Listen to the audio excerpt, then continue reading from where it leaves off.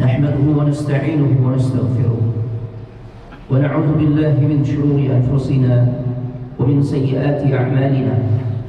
من يهده الله فلا مضل له ومن يضلل فلا هادي له.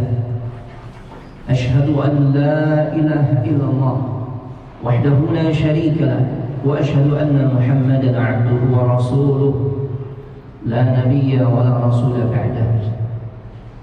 اللهم صل وسلم على نبينا محمد وعلى آله وأصحابه أجمعين. يا أيها الذين آمنوا اتقوا الله حق تقاته ولا تموتن إلا وأنتم مسلمون. يا أيها الذين آمنوا اتقوا الله وقولوا قولا سديدا يصلح لكم أعمالكم ويغفر لكم ذنوبكم ومن يطع الله ورسوله فقد فاز فوزا عظيما. وبعد فإن أصدق الحديث كتاب الله وخير الهدى هدى محمد صلى الله عليه وآله وسلم وشر الأمور محدثاتها وكل محدثة بدعة وكل بدعة ضلالة وكل ضلالة في النار. أما بعد، معاشر الحاضرين أعزني الله وإياكم. Jemaah hadirin sekalian, semoga dimuliakan oleh Allah Subhanahu wa taala. Alhamdulillah, kita sangat bersyukur kepada Allah Subhanahu wa taala di siang hari ini memasuki hari keempat di bulan Jumadal Akhirah 1446 Hijriah dan juga bertepatan dengan tanggal 6 Desember 2024. Bi'aunillahi wa taufiqihi, dengan pertolongan serta taufik dari Allah Subhanahu wa taala, kita semua dimudahkan oleh Allah untuk hadir dalam rangka melaksanakan salah satu kewajiban yang Allah tetapkan untuk kita laksanakan, yaitu melaksanakan ibadah salat Jumat secara berjamaah. Yang tentunya kita semua sangat berharap kepada Allah Subhanahu wa taala ibadah salat Jumat kita di siang hari ini serta semua ibadah-ibadah yang telah kita kerjakan diterima oleh Allah Subhanahu wa taala. Masyaallah, hadirin a'azzallahu iyyakum. Karena sungguhnya orang-orang yang pandai bersyukur adalah orang-orang yang semakin giat, semakin semangat dalam beribadah kepada Allah Subhanahu wa taala. Sebagaimana Nabi sallallahu alaihi wasallam, beliau ingin menunjukkan rasa syukurnya kepada Allah tatkala beliau tunjukkan lewat ibadah sunnahnya. Bayangkan, ini bukan ibadah wajib, ibadah sunnahnya saja, hatta tatawarramat qadamah, sampai menjadikan kaki beliau bengkak, jemaah, sampai bengkak. Bahkan fi riwayat dijelaskan sebagaimana persaksian dari istri beliau Ibunda Aisyah radhiyallahu taala anha, hatta tatafattar qadamah, sampai kakinya itu berdarah. Dengan sebab apa? Min tulil qiyam, lamanya berdiri beliau ketika salat malam. Sampai Ibunda Aisyah berkata, dosamu yang lalu yang akan datang sudah Allah ampuni, kau dijamin syurga. Kenapa kau beribadah sampai menjadikan kondisimu seperti ini? Apa jawab Nabi sallallahu alaihi wasallam? Afala akunu 'abdan syakura. Tidak patutkah aku menunjukkan rasa syukurku kepada Allah Subhanahu wa taala? Ini cuma kalau kita ini termasuk orang yang pandai bersyukur, pembuktiannya adalah apakah kita semangat untuk beribadah kepada Allah Subhanahu wa taala. Salat Jumat itu adalah ibadah yang sifatnya usbu'iyah. Setiap pekan kita kerjakan, kita laksanakan, dan statusnya adalah wajib. Dan jangan remehkan salat Jumat ini. Jangan ketika khatib baru naik mimbar kemudian baru pada datang. Ini enggak baik. Sepatutnya ibadah kepada Allah itu menjadi prioritas dalam kehidupan kita. Allah hadirkan kita ke dunia, Allah kasih kita berbagai macam kenikmatan, itu untuk beribadah. Allah kasih kita pekerjaan, Allah kasih kita fasilitas-fasilitas yang dengannya kita bisa menikmati kehidupan ini, menjalani kehidupan ini. Kita dapat kendaraan, kita dapat tunjangan, kita punya rumah, tempat tinggal, kita punya keluarga dan sebagainya. Itu semua pemberian siapa? Pemberian Allah. Bukan karena hebatnya kita, enggak. Tapi karena pemberian dari Allah Subhanahu wa taala. Maka sudah sepatutnya kewajiban kita adalah melaksanakan apa yang menjadi Perintah Allah Subhanahu wa ta'ala. Allah hadirkan kita ke dunia ini untuk ibadah. Wa ma khalaqtul jinna wal insa illa liya'budun. Dan tidaklah aku ciptakan jin dan manusia melainkan agar semuanya beribadah kepada Allah Subhanahu wa ta'ala. Jadi jadikan semua aktivitas kita itu adalah untuk beribadah kepada Allah Subhanahu wa ta'ala. Jangan justru aktivitas kita menghalangi kita dari ibadah kepada Allah Subhanahu wa ta'ala. Mohon maaf jika hal ini tidak berkenan di hati, akan tetapi ini kewajiban seorang dai. Seorang dai itu wajib menyampaikan perkara-perkara yang hak, dan Anda sampaikan dengan cara yang santun. Bahwasanya kewajiban kita, jangan khatib naik mimbar baru kemudian masuk untuk sholat. Keutamaannya pun kita hanya mendapatkan sisa-sisa dari apa yang Allah Subhanahu wa ta'ala akan berikan, sebagaimana Nabi SAW janjikan. Tadi di awal sudah disampaikan, ketika khatib naik mimbar maka tertutup catatan amal para malaikat. Semoga ke depan lebih baik. Ma'asyiral hadirin azza-Allah wa iyyakum. Ketahuilah jemaah, kita ini memang tak lepas dari namanya perbuatan salah, melakukan perbuatan dosa dan maksiat. Nabi sudah mengatakan hal itu. Kullu bani Adam khata'. Semua anak cucu Nabi Adam itu melakukan perbuatan dosa. Bahkan Nabi SAW menyampaikan dengan sigat mubalaghah, dengan kata khata', padahal ada pilihan lain yang juga maknanya sama, yaitu khati'. Akan tetapi kenapa Nabi SAW menyampaikan kondisi kita semua anak cucu Nabi Adam khata'? Anda lebih suka menerjemahkan kata khata' ini dengan makna pendosa. Karena ketika digunakan kata khata' ala wazni fa'al, artinya perbuatan yang dilakukan oleh seorang itu terus-menerus, tidak berhenti. Itulah dosa, maksiat yang kita kerjakan. Terus-menerus, habis taubat dosa lagi, habis taubat dosa lagi. Makanya Nabi katakan khata'. Akan tetapi Nabi katakan wa khairul khata'ina at-tawwabun, dan sebaik-baik para pendosa ini adalah yang mau bertobat kepada Allah Subhanahu wa ta'ala. Jemaah sekalian, semoga dimuliakan oleh Allah Subhanahu wa ta'ala. Apa yang menjadi alat kontrol buat kita agar kita tidak mudah terus-menerus jatuh pada perbuatan dosa dan maksiat? Tidak lain, alat kontrolnya adalah, remnya adalah mengingat Allah Subhanahu wa ta'ala, berzikir kepada Allah Subhanahu wa ta'ala dengan kualitas zikir yang bisa menggetarkan hati kita. Di dalam surah Al-Anfal ayat kedua, Allah Subhanahu wa ta'ala menggambarkan tentang karakter orang-orang yang beriman tatkala mereka berzikir. Innamal mu'minuna alladziina idza dzukirallahu wajilat qulubuhum wa idza tuliyat 'alaihim ayatuhu zadatuhum imanan wa 'ala rabbihim yatawakkalun. Di dalam ayat tersebut Allah Subhanahu wa ta'ala mengatakan, dan dalam ayat ini Allah sedang bercerita, Allah sedang mendeskripsikan, Allah sedang menggambarkan tentang ciri-ciri orang yang beriman yang tatkala mereka disebut nama Allah. Ada orang mengingatkan dirinya tentang Allah, tentang hukum Allah, ini nggak boleh, ini terlarang, ini boleh, ini halal, ini mubah dan sebagainya, ini wajib, ini sunnah. Maka bergetar hatinya. Dan jika dibacakan ayat-ayat Allah, bertambah keimanan. Allahu Akbar. Inilah yang menjadi alat kontrol bagi orang-orang yang beriman. Tatkala mereka jatuh pada perbuatan dosa dan maksiat, segera mereka berhenti.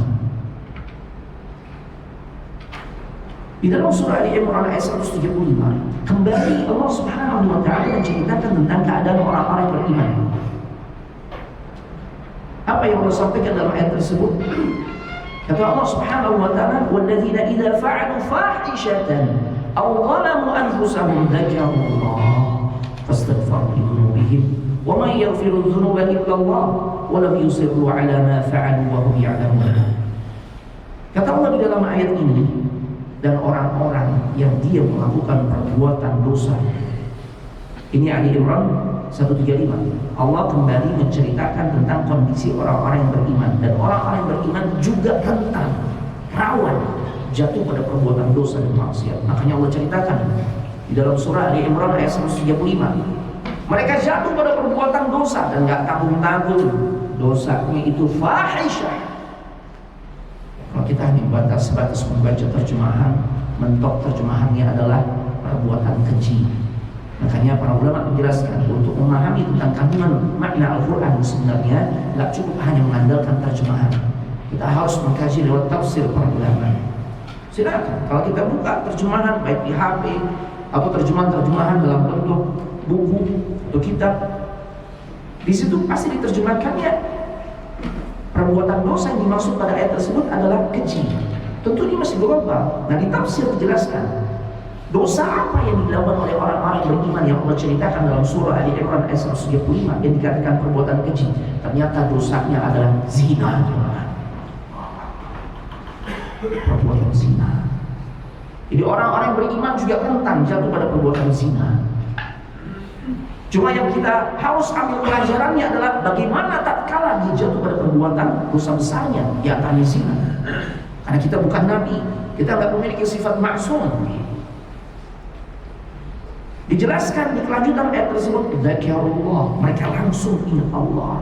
Nah, ketika langsung mengingat Allah, hatinya dipenuhi dengan keagungan Allah, kebesaran Allah, kebaikan-kebaikan Allah kepada dirinya, sehingga dia malu untuk terus melanjutkan perbuatan dosanya. Ini jemaah. Sehingga zikirnya dia kepada Allah, inilah yang dimaksud dengan zikir yang sampai bisa menggetarkan hati dan sampai bisa menjadi alat kontrol untuk baginya untuk tidak melanjutkan perbuatan dosa atau maksiatnya. Allahu Akbar. Bahkan dikisahkan di kalangan sahabat pun ternyata ada yang melakukan dosa perbuatan zina. Kita semua Ahlus Sunnah wal Jamaah mengenali, percayai dan memuliakan para sahabat Nabi sallallahu alaihi wasallam, kecuali orang-orang yang akidahnya rusak. Ahlus Sunnah mereka sangat memuliakan para sahabat. Tapi sahabat sekalipun mereka mulia di sisi Allah, mereka bukan nabi, mereka rentan juga jatuh pada perbuatan dosa. Makanya tercatat dalam sejarah paling tidak ada 3 orang sahabat yang jatuh pada perbuatan zina. Satu laki-laki bernama Ma'iz, dia datang kepada Nabi kemudian dia bertobat. 2 perempuan, tidak disebutkan namanya, cuma disebutkan dari mana keduanya berasal. Satu dari kalangan Ghamidiyah, satunya lagi dari kalangan Juhainah. Anda ceritakan kisah dari Imran ibn Husain al-Khuzai, salah seorang sahabat yang saat itu beliau ada di sisi Nabi. Anna imra'atan Juhainah atat ila Nabi sallallahu alaihi wasallam. Suatu hari datang seorang wanita dari kalangan Juhainah untuk menghadap Nabi, ketemu Nabi, dan kemudian keadaannya kata Imran ibn Husain wa hiya hubla minaz zina. Saat dia datang untuk bertemu dengan Nabi, wanita ini dalam keadaan hamil karena zina. Dia jatuh pada perbuatan dosa, dan dosanya tampaknya zina. Zina ini perbuatan dosa yang sangat besar, dan bahkan dampaknya tidak hanya dirasakan oleh si pelakunya saja, sampai keluarga kena dampak dulu. Anak jika lahir karena hasil perbuatan zina, terlebih kalau anaknya perempuan, ntar gede dia menikah, ayah biologisnya nggak bisa menjadi wali. Dampak buruknya sangat banyak. Na'udzubillah minaz zina, dan kita berlindung kepada Allah dari perbuatan zina. Nah, sahabat wanita ini melakukan zina, dia sangat rentan untuk jatuh pada perbuatan dosa. Siapapun kita, termasuk sahabat. Tapi hebatnya orang-orang yang beriman, ketika dia jatuh pada perbuatan dosa, dan dosanya adalah dosa besar, dia punya alat kontrol diri, tidak lain mengingat Allah. Dia tidak meles, dia nggak bela mati-matian dirinya cari pembenaran. Yang penting kan suka-suka Ustaz. La haula wala quwwata illa billah. Dia nggak defense, cari alasan pembenaran. Nah, orang yang beriman tuh ngaku sama aku. Dan ini menjadi alat kontrol diri bagi dirinya sehingga tidak melanjutkan perbuatan dosanya. Dia berkata kepada Nabi, asabtu haddan fa aqimhu alaihi. Ya Rasulullah, aku telah melakukan perbuatan dosa, dan dengan dosa tersebut aku layak untuk dirajam. Tidak ada satu dosa besar yang ketika dilakukan oleh seorang manusia di dalam Islam yang sampai hukumannya itu dalam bentuk dirajam, ditimpuki dengan batu sampai mati, kecuali ketika seorang melakukan perbuatan dosa zina di saat status orang ini sudah menikah. Wah, agar menimbulkan efek jerah. Nah, kalau tidak ditegakkan hukum yang seperti ini, kita lihat, ya Allah, anak-anak yang masih belia sudah menganggap biasa itu perbuatan yang hanya pantas dilakukan oleh pasangan suami istri. Allah. Maka apa yang terjadi, jemaah rahimahullah?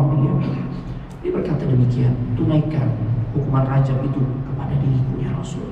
Tapi Rasul melihat karena masih hamil, sedang keadaan hamil, dan saat itu dia datang bersama walinya, tidak jelas apakah ayahnya, saudara laki-laki atau pamannya, ada laki-laki yang bersamai dirinya. Maka Rasulullah SAW mengatakan, ahsin ilaiha fa'tini biha,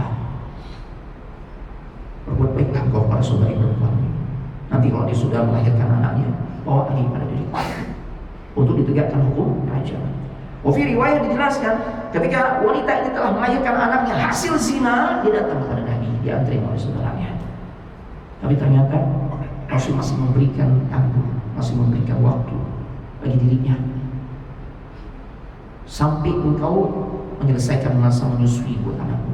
Artinya tunaikan hak anakmu untuk menyusui denganmu. Kurang lebih setelah 2 tahun. Akhirnya setelah masa menyusui anaknya sudah ditunaikan, dia datang kepada Nabi, dan Nabi pun tegakkan hukum rajam. Sampai kemudian wanita itu menemui ajalnya. Saat akan disolatkan jenazahnya, ditahan Rasul oleh Umar. Seakan-akan Umar tidak memperkenankan Nabi mensolatkan jenazah wanita ini. Umar berkata, tusalli 'alaiha wa qad zanat. Ya Rasulullah, engkau mau menyolatkan jenazah wanita ini? Ini wanita melakukan zina ya Rasul. Umar bersikap kayak begitu karena beliau tahu Rasulullah SAW kalau akan menyolatkan jenazah seorang muslim itu, beliau sangat selektif. Biasanya Nabi tanya, ada hudain, ini jenazah punya utang ya? Kalau kemudian para sahabat katakan tidak ya Rasul, maka Rasul menyolatkan jenazah. Kalau kemudian kata para sahabat, ada ya Rasul, udah dilunasi? Belum. Adakah di antara kalian yang mau menanggung hutangnya? Nggak ada yang jawab. Silakan kalian menyolatkan jenazahnya. Rasul tidak menyolatkan.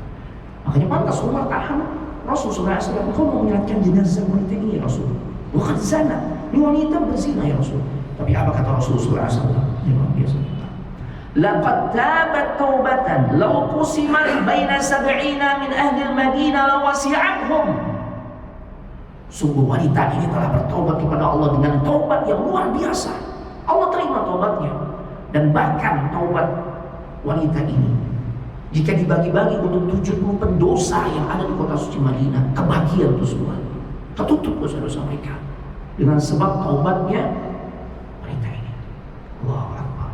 Dan Rasulullah SAW mengatakan, wahal wajadta taubatan afdal min an jadat bi nafsiha lillahi ta'ala. Apakah kau pernah mendapati taubat yang lebih afdal, yang lebih utama daripada taubat yang ditujukan oleh wanita ini sampai dia rela berkorban untuk Allah?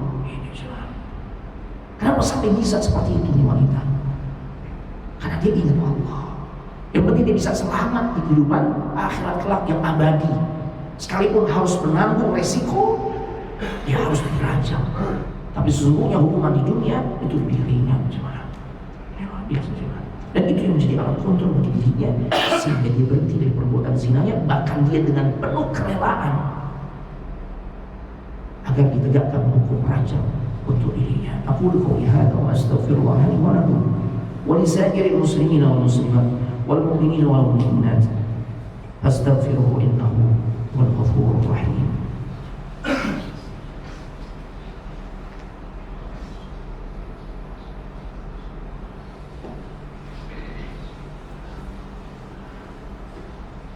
Alhamdulillah hamdan katsiran thayyiban mubarakan fi kama yuhibbu rabbuna wa yarda.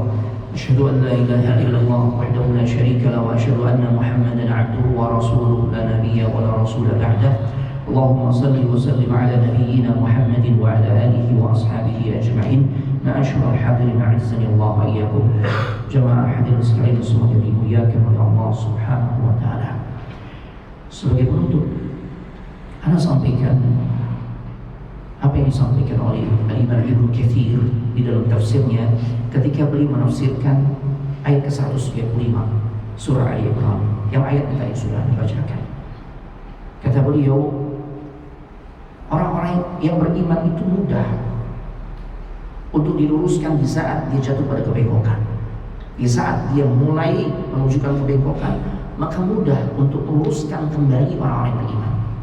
Tadi di awal sudah Anda sampaikan, semua orang-orang beriman pun rentan, rawan jatuh pada perbuatan dosa dan maksiat. Bahkan sangat mungkin dosa yang dia kerjakan adalah dosa besar.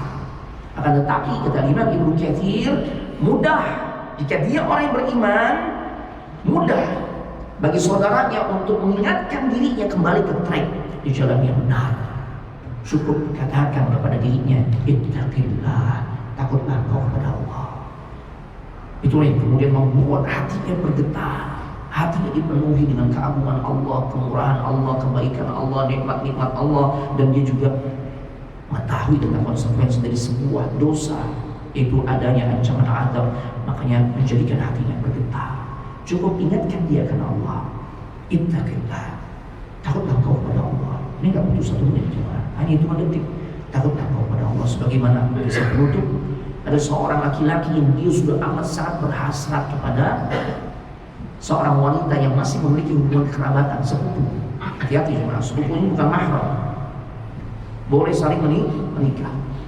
Nah, si laki-laki ini dia suka sekali dengan sepupu wanitanya, akan tetapi cintanya bertepuk sebelah tangan. Dan cintanya ini dimotivasi oleh hasrat biologis. Sampai satu ketika si wanita kepepet. Dia datang ke sana kemari untuk mendapatkan pinjaman uang, nggak dapat. Akhirnya tinggal satu peluangnya. Dia datang kepada sepupu laki-laki yang menyukai dirinya. Dan benar ternyata sepupu laki-laki yang mencintai atau menyukai dirinya ini memberikan pinjaman ma'asyurut ay ma'asyar, dengan syarat dirinya mau untuk melepaskan kehormatannya. Allahu Akbar. Sampai tiba waktunya si perempuan udah pasrah, dia sudah berbaring. Si laki-laki tinggal selangkah lagi, dia melampiaskan hasrat terlarangnya.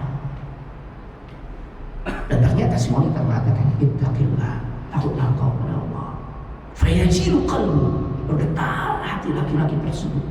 Sampai kemudian dia tak jadi menzinai sepupu wanitanya. Bahkan bukan hanya dia nggak jadi menzinai sepupu wanita yang sangat dia idam-idamkan untuk dia nikmati kemaikan tubuhnya. Bukan hanya itu juga, dia pun membebaskan hutang sepupu wanitanya. Allahu Akbar. Inilah dahsyatnya orang-orang yang beriman. Tatkala mereka jatuh pada perbuatan dosa dan maksiat, mereka punya alat kontrol diri, rem yang sangat makem, sehingga menjadikan mereka berhenti dari perbuatan dosanya. Tidak lain, kontrol dirinya adalah berzikir kepada Allah, zikir yang sampai bisa menggetarkan hati. Inna Allah wa malaikatahu yusalluna 'alan nabiy ya ayyuhalladzina amanu sallu 'alaihi wa sallimu taslima. Allahumma salli 'ala Muhammad wa 'ala ali Muhammad kama shallaita 'ala Ibrahim wa 'ala ali Ibrahim innaka Hamidum Majid. Allahumma barik 'ala Muhammad wa 'ala ali Muhammad kama barakta 'ala Ibrahim wa 'ala ali Ibrahim innaka Hamidum Majid. اللهم اغفر للمسلمين والمسلمات والمؤمنين والمؤمنات الأحياء منهم والأموات إنك سميع قريب مجيب الدعوات يا قاضي الحاجة ربنا ظلمنا أنفسنا وإن لم تغفر لنا وترحمنا لنكونن من الخاسرين ربنا آتنا في الدنيا حسنة وفي الآخرة حسنة وقنا عذاب النار اللهم انصر إخواننا المسلمين والمستضعفين والمجاهدين في فلسطين وفي يردن وفي أي مكان ربنا آتنا في الدنيا حسنة وفي الآخرة حسنة وقنا عذاب النار والله يعلم ما تصنعون. أقيموا الصلاة.